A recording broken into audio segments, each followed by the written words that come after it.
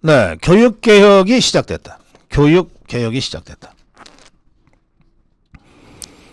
윤석열 대통령은 공교육 교과 과정에서 아예 다루지 않은 비문학 국어 문제라든지 학교에서 도저히 가르칠 수 없는 과목 융합형 문제 출제, 이런 것들 때문에 처음부터 교육당국이 학생들을 사교육으로 내몰았다. 이것이야말로 약자인 우리 아이들을 가지고 장난치는 매우 불공정하고 부당한 행위였다. 이런 불공정 수능에 우리 아이들을 더 이상 맡겨둘 수는 없다. 이제부터라도 바로 잡아야 한다. 이래서 수능 시험 문제에서부터 공교육 정상화와 사교육 근절이라고 하는 교육개혁의 큰 걸음이 이제 내딛게 된 겁니다. 제가 이 윤석열 대통령이 이 수능 시험 문제로 이것을 접근하는 것을 보고 교육개혁이라고 하는 것이 그야말로 복잡다단한 여러 층위의 문제들로 막 얽히고 설켜 있고 전 국민이 이해 관계자일 수밖에 없는 사안인데, 이 문제를 풀기 위한 가장 핵심적인 고리가 대학 수능 시험의 이 문항 설계를 바꾸는 것에서부터 이 문제를 풀어가겠다고 한 윤석열 대통령의 이 교육개혁에 대한 이 통찰력이 매우 탁월하다. 그 점을 제가 지난주 논평에서 이미 지적한 바가 있습니다. 뭐 제 개인 경험을 일반화시킬 생각은 전혀 없습니다만, 저는 고등학교를 다닐 때요, 경기고등학교를 다녔는데, 고등학교를 다닐 때 경기고등학교 720명 학생들 중에 뭐 한두 명은 어떨지 모르겠는데, 제가 알기로 학원을 다닌 학생은 단 한 명도 없었습니다. 시험 천재라는 고승덕도 학원을 다닌 적이 없어요. 제 동기. 그런데도 한 300~400명이 서울대를 갔습니다. 저같이 공부 못하는 사람도 고려대학교, 제가 원하는 정치외교학과를 갈 수 있었어요. 학원 간 사람이 적어도 제가 알기로는 제 동기들 중에는 단 한 명도 없습니다. 왜 그랬을까요? 학교 선생님들이 학원 강사들보다 훨씬 더 잘 가르치니까. 이른바 일타 강사라는 이 스타 선생님들이 다 학교에 계셨으니까. 아니, 경기고등학교 선생님들한테 배우는데 어디 딴 데 가서 뭘 더 배운다는 겁니까? 선생님들, 좋은 선생님들이 학교에 공교육 현장에서 현장을 지키고 계시는데 학원이 발붙일 틈이 있습니까?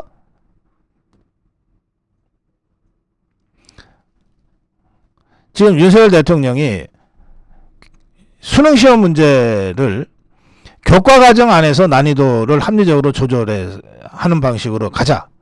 그래서 공교육에서의 이 교과과정만으로도 충분히 변별력을 확보하고 대학에, 원하는 대학에 갈 수 있도록 하자고 하는 것은, 뭐 벌써 이게 한 50년 전 일입니다만, 학원 갈 필요가 없이, 학원 가라 그래도 안 가고 학교 선생님한테 강의를 들어야 대학을 잘 갔던 그때처럼 이 공교육을 만들자는 거예요. 시험 문제를 어렵게 내고 이른바 킬러 문학이라고 하는 것을 한 두어 개 섞어서 내서 이걸 가지고 억지로 변별력을 확보해왔던 지금까지의 수능은 진짜 그 킬러 문항을 맞춰야만이 자기가 원하는 뭐 스카이를 가든지 뭐 의대를 가든지 할 수 있는 학생들한테는 인생이 걸린 문제예요. 킬러 문항을 풀 수 있느냐 없느냐. 근데 이걸 학교 선생님들이 가르쳐주지 않으니 좋은 학교 가기 위해서 어쩔 수 없이 킬러 문항 쪽집게 가위하는 사교육 강사들한테 갈 수밖에 없는 거예요. 돈이 얼마나 들 건. 그게 곧 인생을 결정하는 것인데, 그러면 이제 킬러 문항을 없애거나 킬러 문항을 가르칠 수 있는 사람들을 공교육 현장에 교사들로 세우면 학원 가라 그래도 안 가죠. 그런데 단시일 내에 킬러 문항을 학생들한테 잘 가릴 수 있는 선생님들을 학교 현장에 전면적으로 배치할 수 없잖아요. 그럼 방법은 딱 하나입니다. 킬러 문항을 없애버리면 돼요. 교육 현장에서, 그게 공립이든 사립이든 교육 현장에서 우리 선생님들이 가르칠 수 있는 수준의 교육만으로도 열심히만 하면 학교 갈 수 있다. 오히려 바깥에서 엉뚱한 거 잘못 배워가지고서는 시간만 낭비하고 오히려 대학 가는데 도움이 안 된다. 지장이 있다. 그러면 가라 그래도 안 갑니다. 학생들이. 학생들이 바깥에 안 가면 사교육이 쫄아들고 없어지는 거예요. 공교육이 정상화되는 거예요. 대학 학교에 가서 공부를 열심히 해야, 선생님 말을 잘 들어야 좋은 대학을 갈 수 있다고 하는데, 어떤 학생들이 선생님들한테 대들고 선생님들 학교 강의하는데 졸고 딴짓하고 그러겠어요. 선생님 앞에서 학교 강의하는데 지는 귀에다가 이어폰 꽂고 인터넷 강의나 듣는 이런 짓은 하라 그래도 안 한단 말이에요. 애들이 바보입니까? 무엇이 자기 인생에 도움이 되는지를 당사자인 학생들보다 더 잘 알 수 있는 사람들이 누가 있냐고요. 학생들은 좋은 대학을 가기를 원해요. 그리고 좋은 직장을 갖기를 원해요. 그러면 이 욕구, 이 자연스러운 욕구, 이 건강한 욕구를 공교육 현장에서 해소시켜 줄 수 있도록만 만들어주면 되는 거예요. 그러면 학원 가라 그래도 안 갑니다. 딴짓 하라 그래도 안 한다고. 그렇게 권위가 쓰면 교사의 권위가 쓰는 거예요. 자동적으로. 그러면 감히 학교에서 학생들이 선생님들을 향해서 폭력을 행사한다, 건방지게 군다, 하라 그래도 안 한다고요. 이렇게 해서 공교육이 정상화돼야 뭐 교육개혁이고 뭐고 가능하지 않겠습니까? 지금 윤석열 대통령이 그거 하겠다고 시작하는 겁니다. 뭐 교육도 잘 모르는 사람이 갑자기 즉흥적으로 뭘. 저는 윤석열 대통령 역대 정권에서 다 교육개혁을 고민했지만 윤석열 대통령이 가장 정확하게 그 핵심 고리를 짚었다고 생각해요. 그리고 이거를 그냥 즉흥적으로 불쑥 내질른 게 아니에요. 작년부터 이주호 교육부 장관에게 이런 방식으로 공교육을 정상화시키자 라고 여러 차례 지시를 했다는 겁니다. 올 초에도 또 했다는 거예요. 대통령실은 킬러 문항을 없애고 공교육에서 학생들이 배운 것만으로도 충분히 좋은 대학을 갈 수 있도록 공교육 안에서 변별력을 확보할 수 있는 난이도 조절을 잘 해서 수능시험을 정착시키자. 그걸 통해서 자연스럽게 공교육이 활성화되고 정상화되고 사교육이 점차 없어지는 것으로 이렇게 교육개혁을 만들어 가자 라고 하는 문제의식을 진작에 가지고 있었고 이미 3개월 전에 이 내용을 예고도 했다. 교육부가 올해 수능 시행 기본계획을 발표하면서도 공교육 교과 과정에서 문제를 출제하겠다고 공식적으로 발표도 했다. 그래서 한국교육과정평가원 이번에 뭐 원장인가가 이제 그만뒀는데 자기가 책임을 지고 그만뒀는데 이 평가원이 지난 3월 28일 발표한 시행계획에서는 학생들이 학교 교육을 충실히 받고 EBS 연계 교재와 강의로 보완하면 문제를 해결할 수 있도록 적정 난이도를 갖춘 문항을 출제할 계획이다라고 가이드라인까지 발표했어요. 그래놓고 6월달 모의고사에 여전히 킬러 문항들이 나왔던 거예요. 그러니까 교육과정평가원은 지것들이 석 달 전에 한 약속도 지키지 않았던 거예요. 그래서 책임을 묻게 된 겁니다.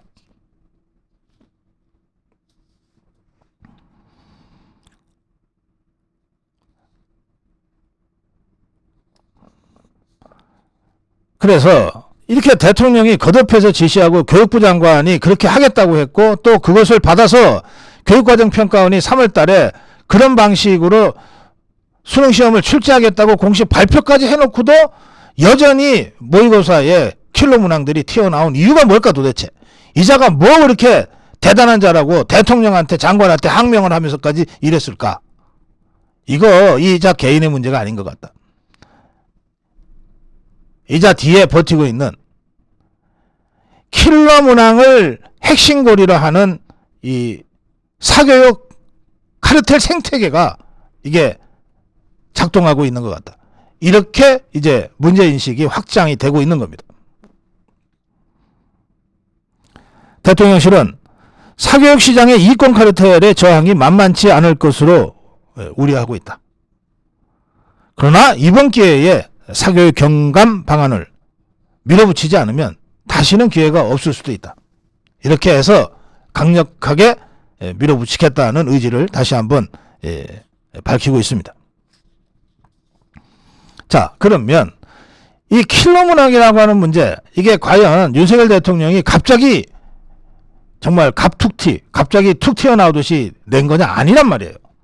이미 작년부터 올해 초에 이르기까지 여러 차례에 걸쳐서 교육개혁의 방향에 대한 대통령의 지시가 있었고 교육부의 수렴이 있었어요.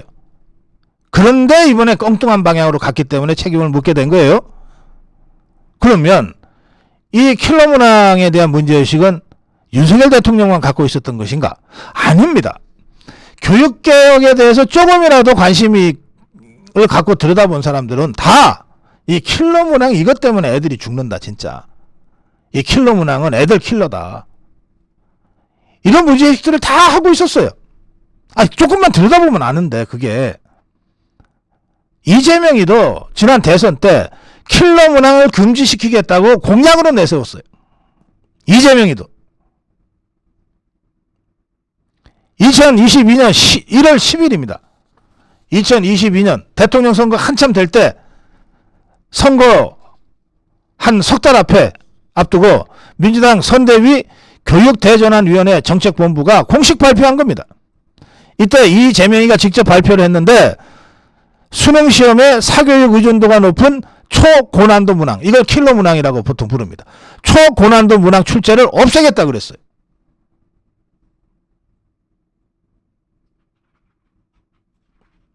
그래놓고 지금 윤석열 대통령이 이 킬러 문항을 없애고 공교육을 정상화하는 방향으로 교육개혁 방향을 틀자 이걸 가지고 공격을 해대고 있는 거예요. 그야말로 사악한 자들이에요.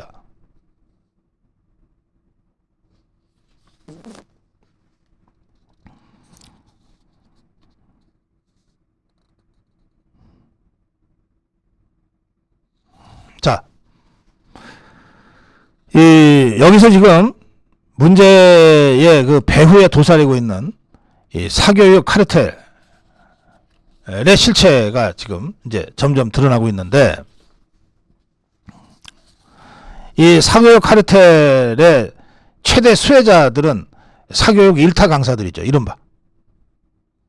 이 자들이 윤석열 대통령이 킬러 문항을 배제하는 방식으로 수능의 난이도를 합리적으로 조절해서 공교육을 정상화시키자라고 하는 방침을 발표했고, 그것을 항명한 거죠. 항명한 이 대입국장이라든지 또는 평가원 원장이 스스로 사퇴하거나 해임이 된 겁니다. 이런 사태가 벌어지자 이것들이 자기들 밥그릇이 이제 끊길 위기에 처하니까 각종 SNS에서 윤석열 대통령을 모함하고 힐난하고 나서고 있습니다. 이것들은 대개 이 킬러 문항 전문가라고 하는 명망을 얻어서 그 킬러 문항 한두 개를 맞추면 서울대 의대, 서울대 법대를 가고 그거 틀리면은 다른 데 가야 되는 이 수험생들의 심리를 교묘하게 이용해서 연간 수십억, 수백억의 떼돈을 벌고 있었습니다. 메가스터디 수학 강사 현우진, 윤석열 대통령의 킬러 문항 배제 발표가 있자 애들만 불쌍하지, 쉬우면 쉬운 대로, 어려우면 어려운 대로 혼란인데 정확한 가이드를 주시길. 이처럼 정확한 가이드가 어디 있습니까? 이것들이 대놓고 정책 토론할 역량은 안 되고 지것들 밥줄은 끊길 것 같고, 그러니까 아무 내용 없이 그냥 대통령을 비난하고 나섰어요. 역사 강좌 이다지, 학교마다 선생님마다 가르치는 게 천차만별이고 개설되지 않는 과목도 있는데 학교에서 다루는 내용만으로 수능을 실시할 수 있다 웃기는 메시지다 이거죠. 그렇게 하면 되는 거예요. 그렇게 하면. 지금까지처럼 하면 안 되지만. 그래서 교육 개혁하자는 거 아니에요. 뭐 이원준이니 윤성훈이니 이게 이 킬러 문항의 일타 강사들로 강남에서 떼돈 벌고 있는 자들이 하나같이 다 윤석열 대통령의 이번 교육개혁, 공교육 정상화를 비난하고 나섰습니다. 그런데 이것들이 이 영향력이 엄청날 거 아닙니까? 이것들한테 몇백만 원씩 돈 들고 싸들고 줄 서서 공부 배우고 있는 수십만의 수험생들과 학부모들이 이것들을 마치 이 슈퍼맨처럼 영웅처럼 떠받들고 있을 텐데 이것들의 영향력이 간단치가 않을 거 아닙니까? 그런데 이것들이 이렇게 SNS에 이죽거리면서 윤석열 대통령을 조롱한 글들을 올렸는데 그에 대한 반응이 아주 싸늘합니다. 밥줄 끊길까봐 그러냐. 수능을 학생들이 학교에서 배운 거 안에서 내라고 하는 게 뭐 잘못됐냐. 솔직히 살면서 알 필요도 없고 그런 초고난도 문제 한두 개 맞추려고 부모님 노후 대책까지 포기하면서 학원 다녀야 하는 우리 애들이야말로 불쌍하지 않았느냐. 너네 그거 갖고 그동안 배불려 오지 않았냐. 이것들은 말이죠. 이 일타 강사, 이 킬러 문항 일타 강사. 이것들은 뻑하면 SNS에다가 뭐 그거 수입차 샀어요 어쩌고 자랑질하고 사진 올리고 한강 뷰 아파트에 혼자 널널히 앉아가지고서 실내에서 뭐 하는 장면 보내면서 애들한테 계속해서 자기들 스타 이미지 메이킹 해요. 왔던 거예요. 나 이 정도로 성공한 사람이야. 내가 가르치는 대로 따라와. 그런데 비용이 좀 비싸. 최소한 100만 원 이상은 들어. 하려면 하고 말하면 마. 이것들이 이런 식으로 큰 소리 치면서 수조 원에 달하는 이 사교육 시장에 영역 노릇을 해왔어요. 학부모들의 불안 심리를 교묘하게 이용한 이 마케팅 규제들이었어요. 이를테면 강남구의 한 학부모는 다른 지역에서 얼마 전에 이사 왔어요 하면서 학원에 상담을 갔더니 아이고 이제 오시면 어떡해. 이미 늦었어. 애들이 저 멀리 가고 있는데 따라가려면 더 열심히 하셔야 되겠어. 그러면서 특별 프로그램. 이런 식으로 정말 애들 학교 보내는 거, 좋은 학교 보내고 원하는 학교 보내는 것에 모든 것을 걸고 있는 학부모들의 심리까지 교묘하게 이용해가지고 이 수조 원대에 달하는 이 사교육 시장을 운영해 왔어요. 문제집을 만들어서 한 문제당 100만 원, 200만 원씩 마구 쏘기도 했습니다. 이 킬러 문항 문제를 만드는 것 자체가 쉽지가 않으니까 대학원생이라든지 뭐 또는 출제 경험이 있는 교사들한테 문제 킬러 문항 같은 좋은 문제 만들어주면 돈 얼마씩 주겠다. 대놓고 공개적으로 모집도 했어요.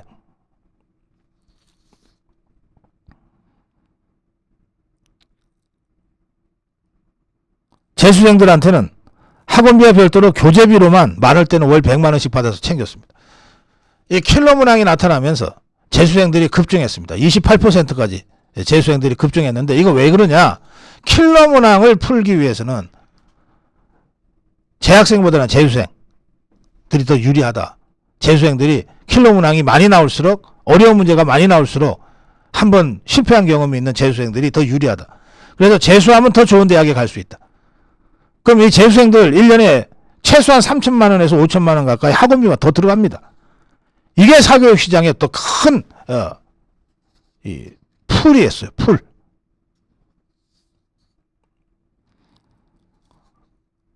킬러 문항 이 수능을 주도하게 되면서 학교 공교육은 완전히 황폐화돼 버렸습니다. 좋은 대학 가려는 애들은 킬러 문항 때문에 학교에서 선생님한테 배우는 것이 눈에 안 들어와요. 귀에 안 들어와요. 저거는 뭐 내 인생에 별 관계가 없는 문제들이니까. 또 킬러 문항이라고 하는 게 초고난도 문제 아닙니까?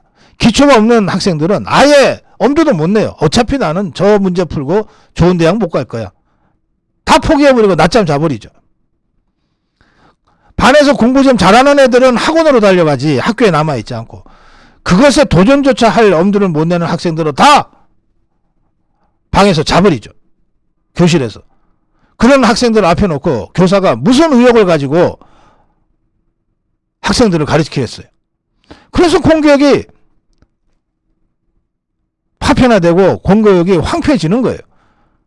그럼 그런 상태에서 선생님들의 교권과 권위가 어떻게 씁니까? 내 대학 가는 거 학교 선생님들이 보내주는 거 아니다. 학원 선생이 보내주는 거다 하는데, 학원에 가면 학원 교사들이 구타를 해도 애들이 참아요. 대학에, 좋은 대학에 가야 되니까, 저 학원 강사 밑에서. 마구 반말 찌꺼리로 욕설을 해도 참는다고. 가끔씩 그게 사건화 되지만 아주 고압적이고 권위적이고 심지어 체벌까지 해도 참아요. 학교에서는 선생님이 좋은 말로 지도를 하려고 그래도 112에 신고한다고 그러잖아요. 이런 완전히 전도된 교육 현장을 고치겠다고 그러는데, 바로 잡겠다고 그러는데, 그걸 갖고 저항을 해, 이것들이? 진작에 이 문제를 손대지 않은 역대 정권들이 모두 다 정말 대가리 숙이고 반성해야 될 일이지.